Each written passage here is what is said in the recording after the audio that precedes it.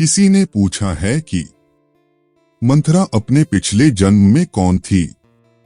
अयोध्या वासियों को जब पता चला कि उनके प्राणप्रिय राजकुमार राम का राज्याभिषेक होने की बजाय उन्हें 14 वर्ष के वनवास के लिए भेजा जा रहा है और इन सब के पीछे कैकेयी की दासी मंथरा का हाथ है, तो वे सब मंथरा पर कुपित हो गए और उन कुपित अयोध्या वासियों ने श्री लोमश जी से पूछा, प्रभु, इस मंथरा का ही राम से विरोध क्यों है, जबकि पशु पक्षी, जड़, चेतन, वृक्ष आदि तक हमारे राम के प्रेमी हैं। इस पर लोमश जी ने उत्तर दिया, यह मंथरा जन्मांतर में प्रहलाद की पौत्री तथा विरोचन की पुत्री थी। उस जन्म में भी इसका नाम मंथरा ही था। इसका छोटा भाई बलि जब माता के गर्भ में ही था, तब देवताओं ने छलपूर्वक ब्राह्मण का रूप धारण कर विरोचन से अपनी सारी आयु ब्राह्मणों को दान देने की प्रार्थना की।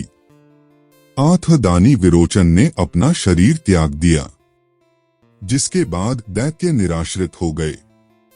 वह मंथरा की शरण में गए।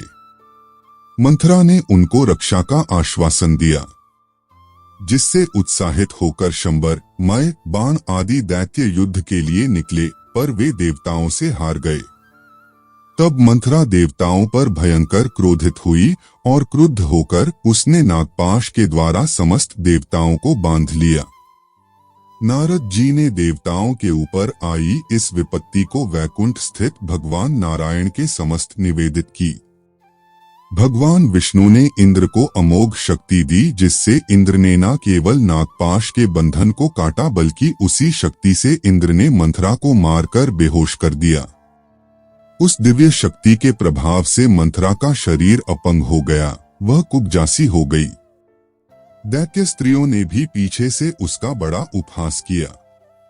मृत्यु के बाद अगले जन्म में वह उसी रूप में कश्मीर क्षेत्र में उत्पन्न हुई और भगवान विष्णु से प्रतिशोध लेने के लिए कैकेयी की दासी बनकर उसने रामराज्य की स्थापना में विघ्न डाला, जिसकी वजह से वह सारे संसार में अपयश की भागी हुई। उसका ही भगवान ने अपयश मिलने के कारण कृष्णावतार के समय उद्धार किया।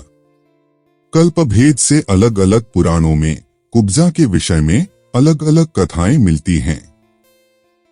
दोस्तों, वीडियो पसंद आया हो तो चैनल को सब्सक्राइब जरूर करें। धन्यवाद।